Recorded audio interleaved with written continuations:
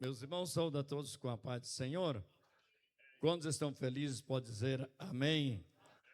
Abra a tua Bíblia no livro de Hebreus 11, muito conhecido versículo. Nos diz assim, Hebreus 11 e versículo 1. Ora, a fé é o firme fundamento das coisas que se esperam e a prova das coisas que se não vê. Versículo 6. Ora, sem fé é impossível agradar-lhe, porque é necessário que aquele que se aproxima de Deus creia que ele existe e que é galardoador daqueles que o buscam.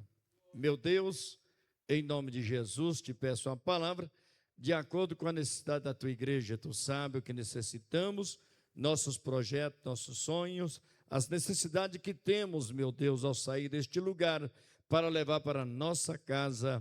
Ó Deus, temos esperança e fé e confiamos que o Senhor, meu Deus, tem tudo o que necessitamos nesta noite, neste lugar. Amém. Assim, em pé como estamos, quem conhece a gota do teu sangue?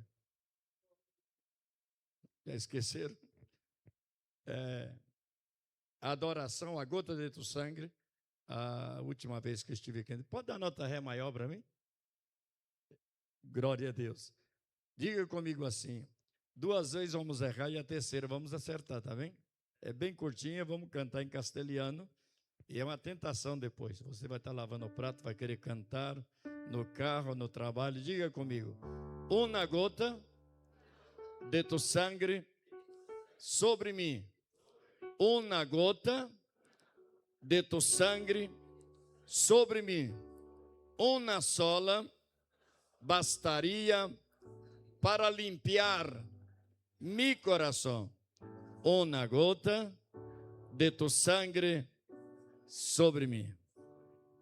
Uma gota de tu sangue sobre mim. Uma gota, diga.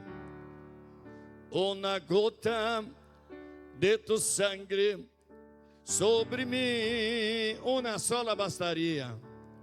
Uma sola bastaria para limpiar mi coração. Uma gota de tu sangue sobre mim. Mais uma vez, vamos? Uma gota.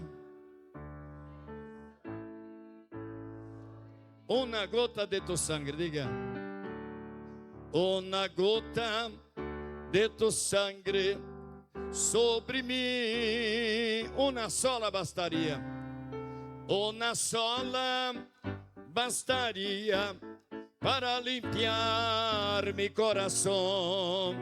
Uma gota de tu sangue sobre mim. Só as mulheres agora.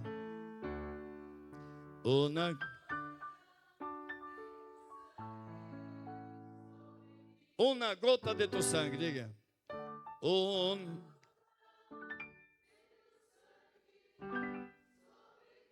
Uma sola bastaria. Uma sola para limpiar mi coração. Uma gota. Só os homens agora, hein?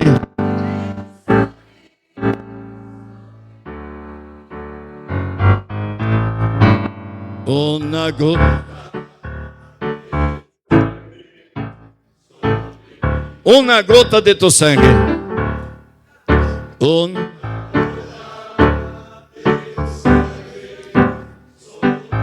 Uma sola bastaria. Uma para limpiar mi coração.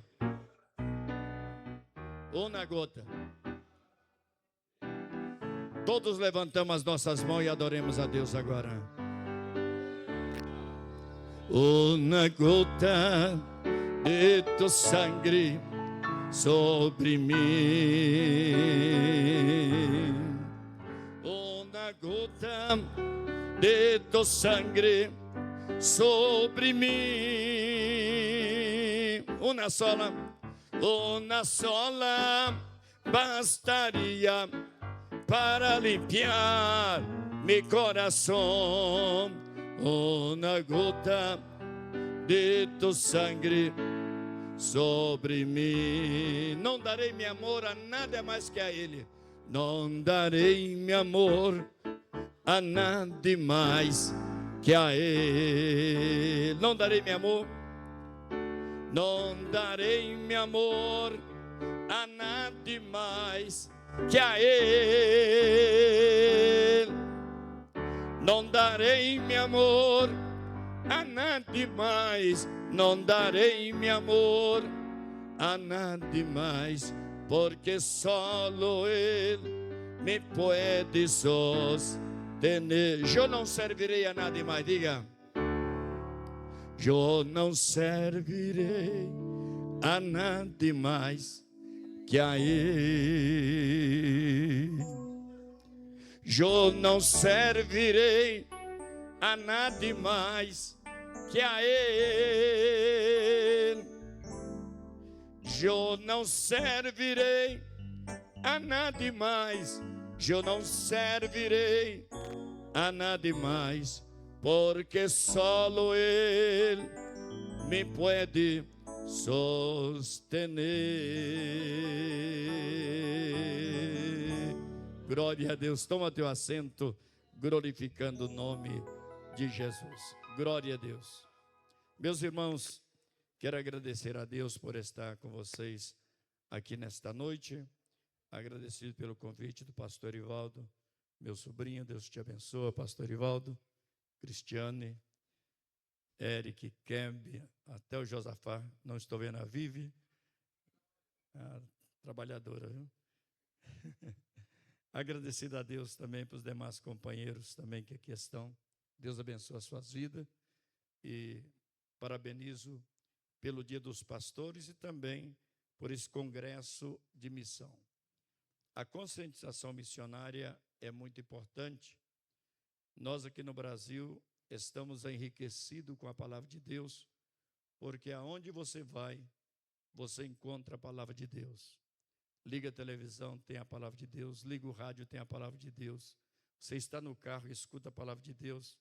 Você anda pelas ruas aí, escuta as pregações da palavra de Deus. Passa nas ruas, você escuta nas casas, escutando o hino. Brasil é rico na palavra de Deus. Mas quem vive fora do Brasil vê como Deus tem abençoado o Brasil. E quero agradecer a Deus por ver vocês fazer esse trabalho de missão. Foi o ano passado que eu vim? Ou o ano passado eu estive com vocês aqui, foi muito edificativo, foi muito bom. E fiquei com muita vontade de voltar. Falei, pastor Ivaldo, não vai me convidar mais. Mas me convidou. Muito obrigado. Para quem não sabe, eu fiquei 35 anos na Argentina. Vai fazer 45 anos que eu pastoreava a igreja, quando o pastor Paulo, ele foi na Argentina me buscar de regresso, porque fui operado de 5 pontos de safena e a minha saúde não estava muito bem. Eu não tinha planos de voltar, tinha plano de continuar trabalhando na missão, mas a situação da saúde não permitiu e ele foi me convidar para regressar. Ele disse, Selmo, por que não volta, meu filho? Você já não está podendo mais fazer o que fazia, porque a missão exige muito do missionário. É totalmente diferente do Brasil. Lá eu toda a vida trabalhei, eu fui um homem criado sem pai, sem mãe e sem pastor. Não é que a igreja não me mantinha, ela me dava meu salário, mas o ministério me mandava e os pastores, como eu morava muito longe, não me visitavam de vez em quando, eles chegavam para me visitar e chegava, já estava feito muitas coisas que eles nem sabiam que estava feito. Então, não é fácil, porque eu trabalhava na construção, evangelizava, abria trabalho. Eu trabalhava no Chile, eu trabalhava na Argentina, eu trabalhava na Bolívia.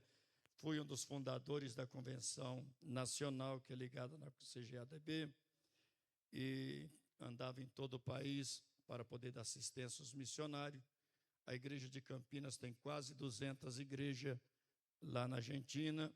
Eu era responsável já de mais de 40 igrejas, o quais todas elas quase fui fundador, e Deus quis me trazer e aqui estou.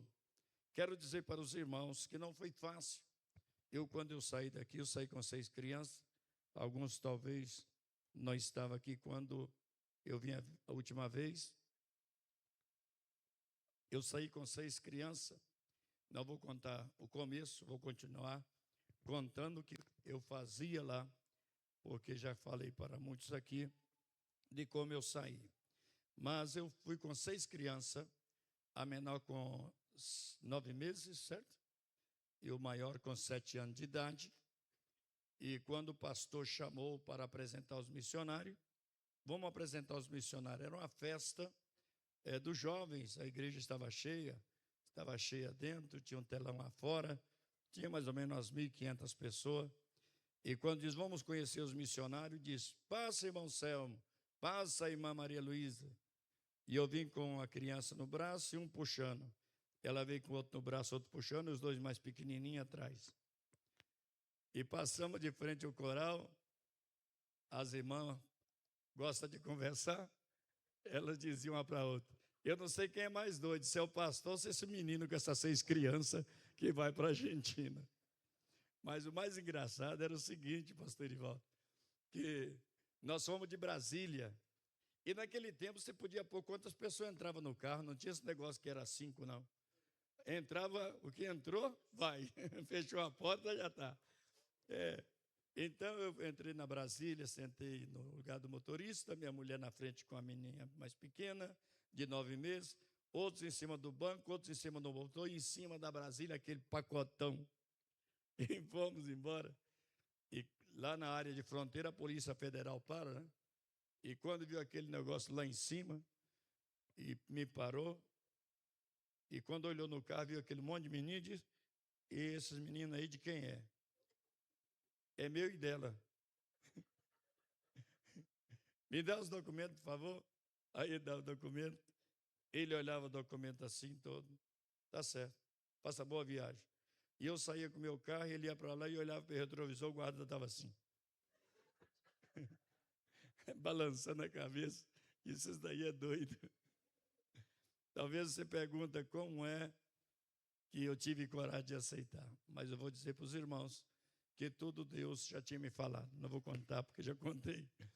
Deus já tinha falado comigo que ia me enviar para a Argentina. Assim como vocês estão me escutando, Deus falou comigo. Prepara que eu vou te enviar para a Argentina. O meu menino de 5 anos de idade, lá em Bom Repouso, Minas Gerais, ele já falava os 2 idiomas.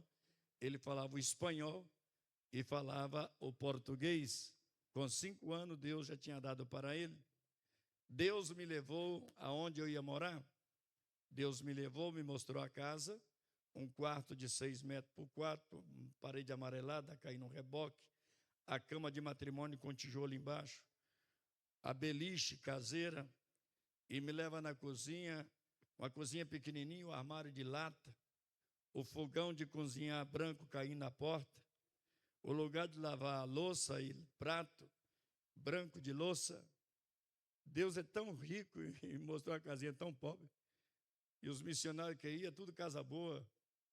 Mas eu não reclamei de nada. Eu vi também, simplesmente Deus estava me mostrando. Tudo bem.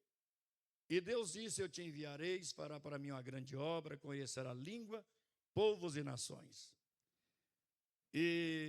Mas antes, há muitos anos passados que eu mudei para Amparo, eu morava aqui em São Paulo, e me mudei para Amparo pelo meu trabalho. E quando eu chego lá, eu estava cantando no coral. Eu não tinha nem pensamento de negócio de pastor, nem sabia o que era pastor, nada.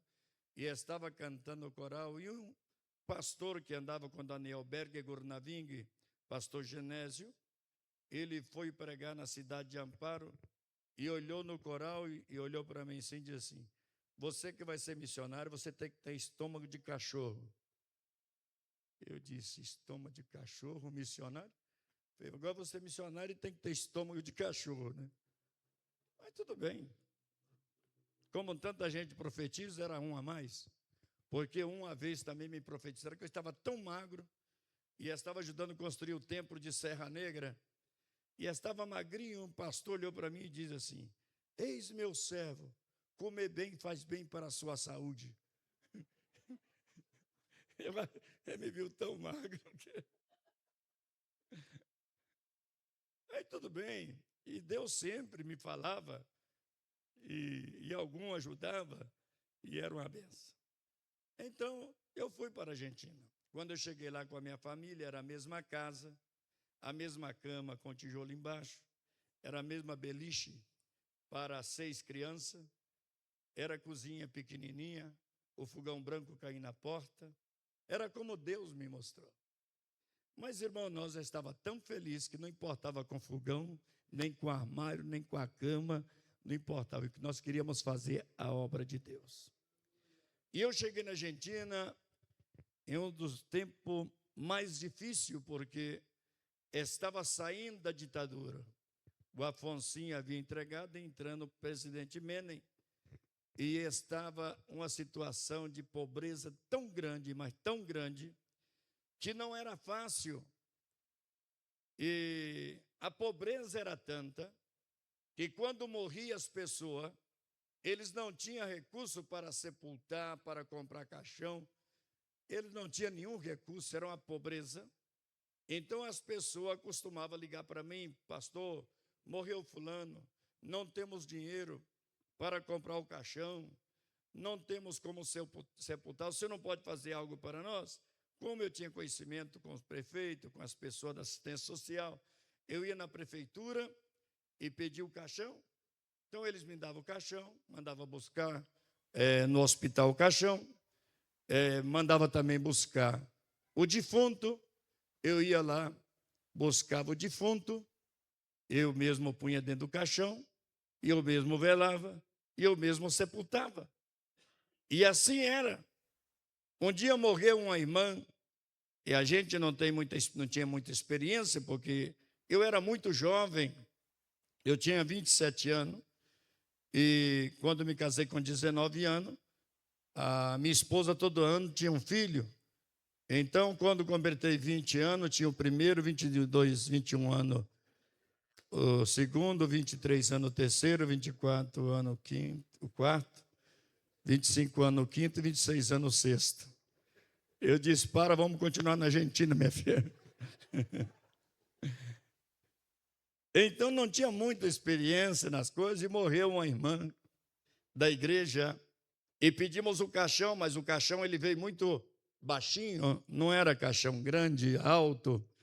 Então quando fomos pôr a irmã, a perna dela estava dura, o joelho ficou endurecido, os ossos endureceu. E eu disse: agora como vamos fechar esse caixão? E os irmãos diziam para mim: pastor, quebra a perna dela. Eu dizia: meu Deus do céu, vou quebrar a perna da irmã agora.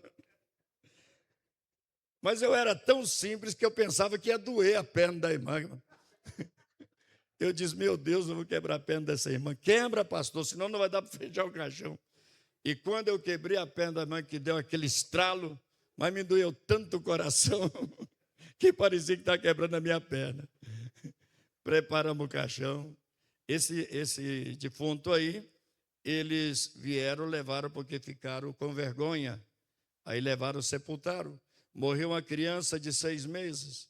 Mas me deram um caixãozinho tão ruim, mas tão ruim, que eu levei para o meu escritório, tirei a criança de dentro e estava fazendo outro caixãozinho novo. E a minha esposa veio e disse: que tanto você bate aí? Não, estou fazendo um caixãozinho. Para quê? Para a criança, que a criança estava debaixo do pano, eu levantei. Meu Deus do céu, você já não tem mais o que inventar, é? Tem que fazer, esse caixão está muito ruim. Aí eu fazia o caixão, punha dentro, levava e sepultava. Irmãos, a pobreza era tanta que eles não cuidavam mais dos anciãos nos hospitais. Pessoas anciãs tinham que ser cuidadas em casa. E havia uma irmã que foi na minha casa e disse para mim: pastor, eu estou com a minha mãe que eu já não aguento mais cuidar dela. Eu te peço, por favor, me ajuda, pastor. Eu disse: que passa com a sua mãe? Vai lá. E fui na casa dela no outro dia. Ela me levou no quarto E quando entrou no quarto, a mãe dela estava deitada.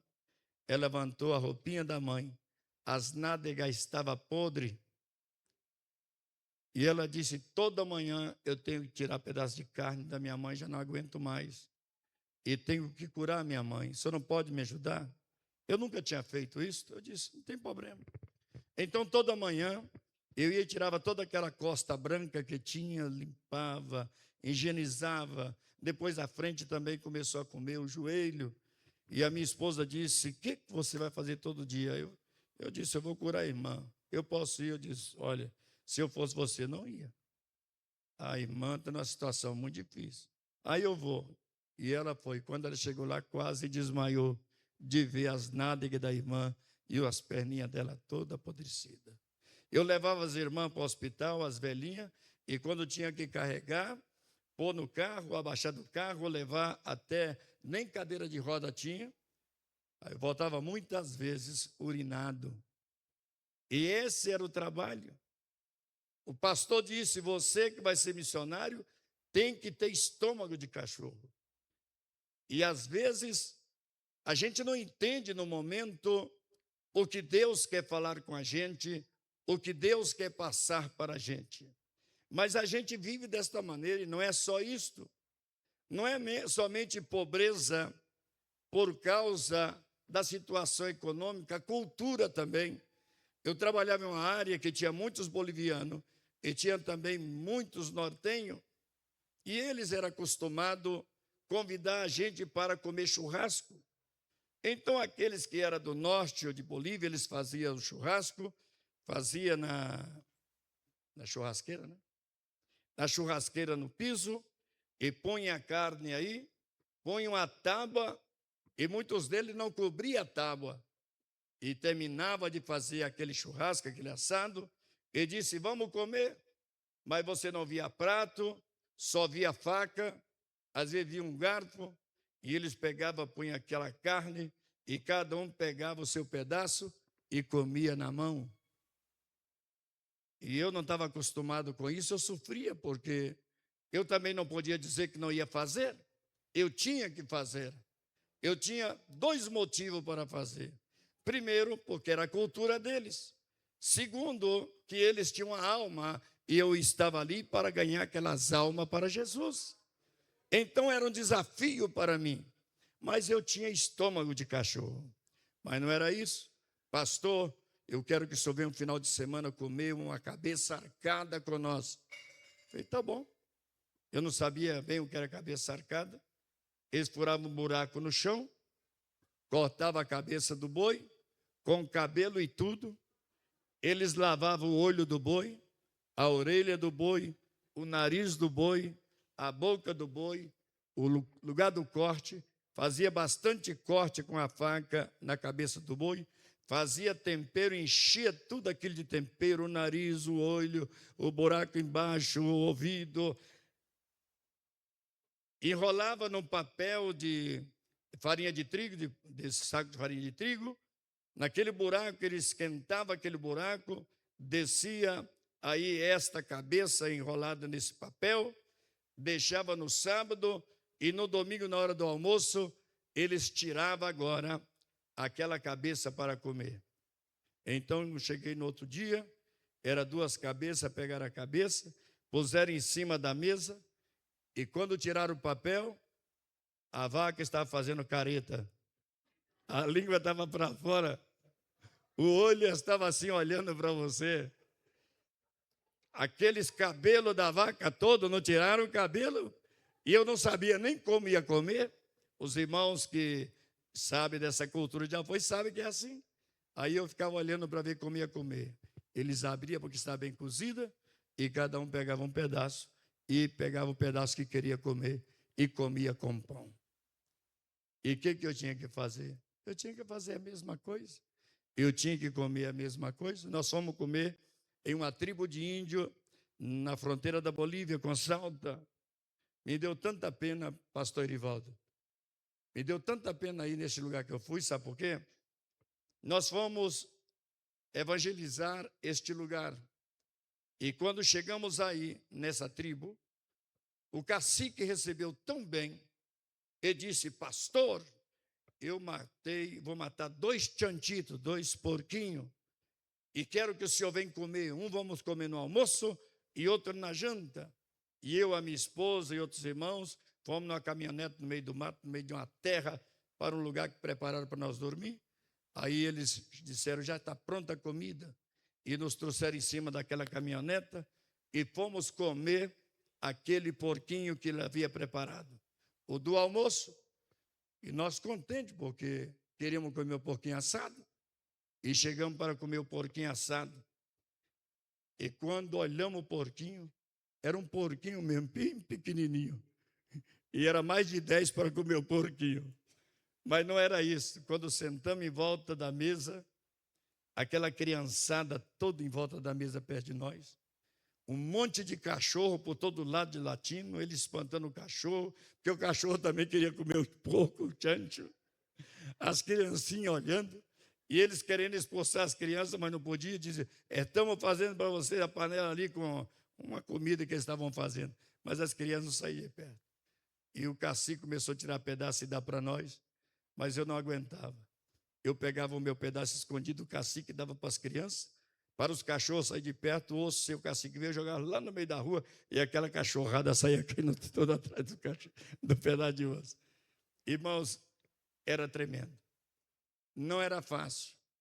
Fazer missão, irmãos, muitas vezes requer muito do missionário. Há missão na Europa, há missão nos Estados Unidos, mas há missão nos lugares que as almas valem muito, e vale muito mais do que os outros lugares também, porque depende de nós entregar para ganhar as almas para Jesus. Mas só que tem uma coisa: nesses lugares, com os nossos olhos, hemos visto muitos milagres, muitas maravilhas. Jesus curar, Jesus libertar, pessoas que chegam, como, não sei se eu contei aqui, um jovem de 12 anos de idade, numa tribo de índio também, que a mãe, eu terminei o culto e disse: vou orar para os enfermos, e chamei os enfermos. Quando os enfermos passam, uma mãe grita assim: pastor, por favor, aqui está o meu filho, ele tem 12 anos, ele nasceu mudo e surdo, mas eu estava ali e creio que se orar por ele, Jesus vai libertar o meu filho hoje, Jesus vai curar o meu filho. E eu disse aos irmãos que haviam passado: vocês esperam um pouco, vamos orar todos para essa criança. E quando eu fui orar por ela, Deus me disse: põe ela de costa para você. Eu fiz para a criança assim, e a criança voltou, deu costa para mim. E naquele momento começamos a orar com os irmãos daquela tribo, e quando estávamos orando, eu repreendi aquele espírito daquela criança, aquela enfermidade, e naquele momento que eu terminei de orar, eu gritei para ele. Ele me falou, a mãe me falou o nome, mas me esqueci. Eu disse: dê glória a Deus. E a criança muda disse: glória a Deus. A criança surda disse: glória a Deus. Eu disse: diga aleluia, aleluia. Diga: Jesus me curou, Jesus me curou. Agora dê a volta e olha para mim, a criancinha chorando, a mãe chorando, e não tinha como terminar aquela reunião. Jesus operando maravilha, fazendo coisas grandes, coisas que muitas vezes você diz: será que é verdade mesmo? É verdade. Pessoas que chegavam, terminava a campanha, uma mulher, pastor Ivaldo, desculpa, eu vou correr. Uma mulher terminando a campanha, Jesus já tinha curado muita gente. Eles pegaram, não sei se eu contei aqui, eles trouxeram a mulher, puseram sentada e disse: pastor, aí tem uma mulher que não caminha, ela é paralítica. Mas ela disse: se o senhor orar, Jesus cura ela. Mas eu tinha orado para tanta gente, estava tão cansado, que eu já não queria orar mais para ninguém. Eu não tinha nem fé aquela noite mais. Tinha terminado até a fé. Mas eu não podia faltar o respeito de não orar pela mulher. Eu fui orar por respeito. Então, por isso que eu aprendi que muitas vezes Deus usa a minha fé, mas às vezes Deus usa a sua fé. Deus, Ele vê a nossa fé. Deus vê a nossa necessidade. E naquele momento eu cheguei, fui ali para orar para aquela mulher, e quando eu fui orar por ela, como eu não tinha muita fé, o senhor que é fraquinho, eu não estava com muita fé, então eu disse, vou orar pela senhora. E creia que Jesus vai curar a senhora. Mas eu estava cansado, não estava nem crendo que Jesus ia fazer nada, não, porque a cansança era tanto, porque era verdade, mano. Porque a gente expulsar demônio é a pior coisa que existe. O demônio acaba com a gente. Eu estava cansado demais. Mas está terminando a campanha. E vou orar pela senhora.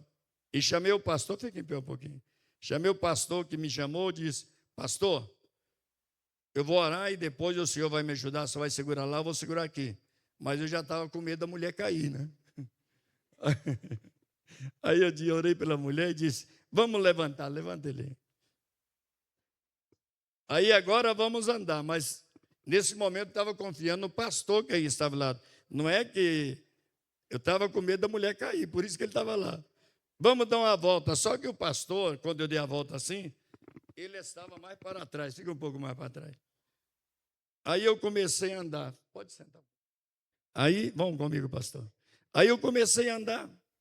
Mas eu, na minha mente, que o pastor estava segurando a mulher. Mas quando eu vi, Jesus tinha curado a mulher. Ela estava andando comigo para lá e andando comigo para cá. E ela gritando, glória a Deus, aleluia, Jesus me curou. E essas coisas Deus faz na obra missionária. Porque quando Deus nos chama, Deus confirma que Ele está conosco. É nesses momentos que nós vemos o poder sobrenatural de Deus operando na nossa vida. Terminou a campanha também, uma mulher trouxe uma criança e disse ao pastor, olha meu filho, estava cheio de lepra, enrolado numa coberta. Pede o pastor para orar por ele. Também estava terminando a campanha. E o pastor Carlos Ortiz disse, pastor, uma mulher trouxe uma criança cheia de lepra, está enrolado numa coberta. Pediu para o senhor orar por ela.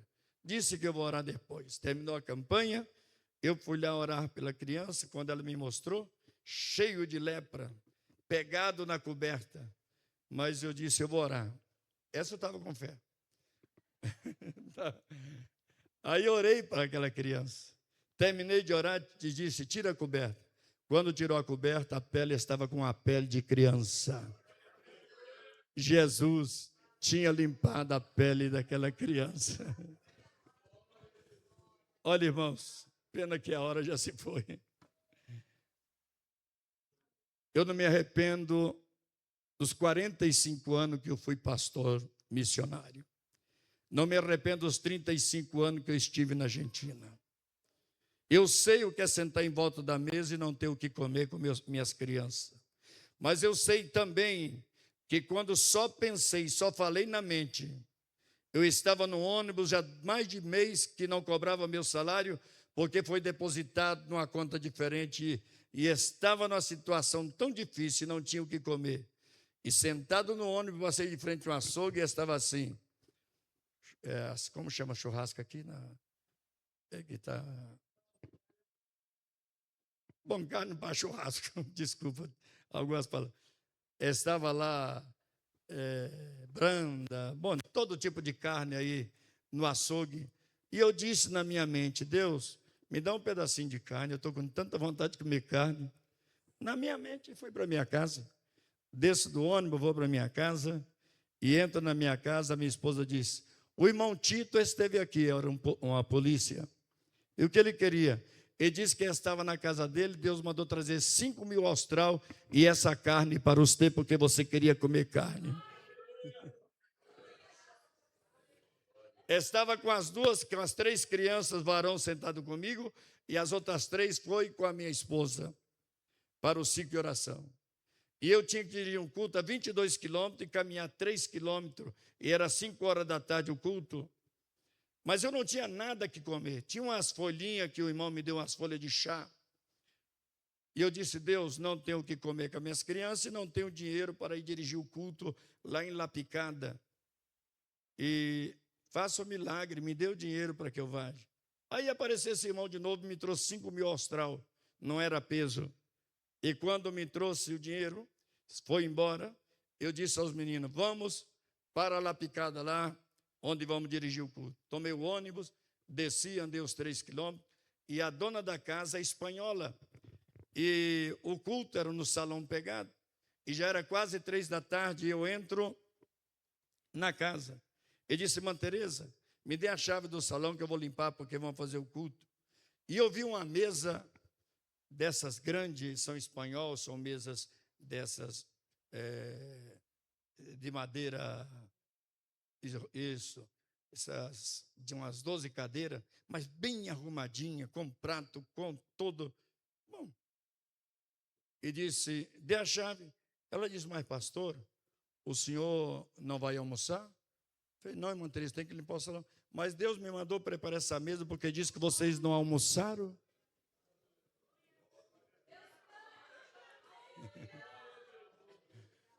Como Deus cuida de nós, meus irmãos. Se eu falar do cuidado de Deus, que Deus tem para conosco.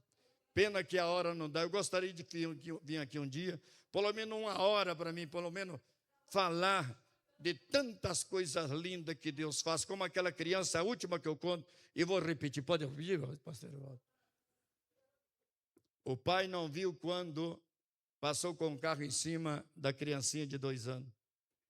E olhou para trás e viu que a criancinha estava deitada, desceu com a esposa, olhou a criança, não respirava, barriguinha roxa, tinha defecado, pegou a criança e saiu correndo para o hospital. O hospital estava a 5 quadras da minha casa. Mostrou à doutora o bebê, e quando a doutora examinou, a criança estava morta.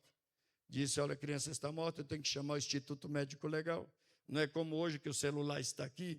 Ela saiu para a sala para chamar o médico, o Instituto Médico Legal, para levar a criança. Mas quando ela sai, a irmã Mirta disse a Miguel, Miguel, por que não levamos na casa do pastor que está aqui a 5 quadras? Quem sabe o pastor ora e Jesus faz um milagre na vida do nosso filho. E ele pegou a criança e levou para a minha casa. E quando chega lá, chega gritando, pastor Selmo, eu matei minha criança. Pastor Selmo, eu passei com o carro em cima da minha criança. Olha a barriguinha como está roxa. Ele defecou. A doutora constou morte instantânea e chamou o Instituto Médico Legal. Mas a Mirta pediu para trazer, que se o senhor orar, Deus pode fazer um milagre. Eu peguei aquela criança no meu braço e apresentei a Deus e disse, Deus, aquele homem era muito rebelde, mas a mulher era muito crente. Eu disse, Deus, eu te apresento essa criança para o Senhor. Te peço, Senhor, que faça com que o espírito de vida volte a essa criança. Não olhe o pecado desse homem, mas olhe a tua misericórdia. Levantei a criança e gritei, espírito de vida, em nome de Jesus, volta esta criança agora. E a criancinha começou a chorar para a glória do nome de Jesus. Eu disse, dê água à criança, deram água. E levou para a casa dele. Chegou lá, pôs a criança para dormir. No espaço de tempo chega a polícia, o promotor de justiça e a médica.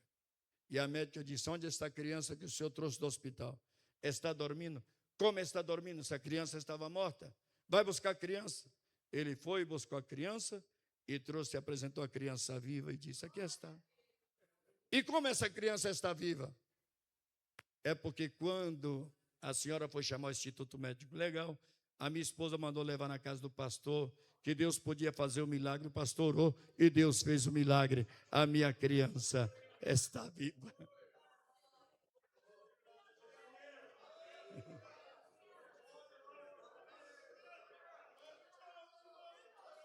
E não foi só essa, não, foi 3 crianças, uma de 2, uma de 11 anos, e outra de 2 na mão dos pastores, 3 crianças ressuscitou.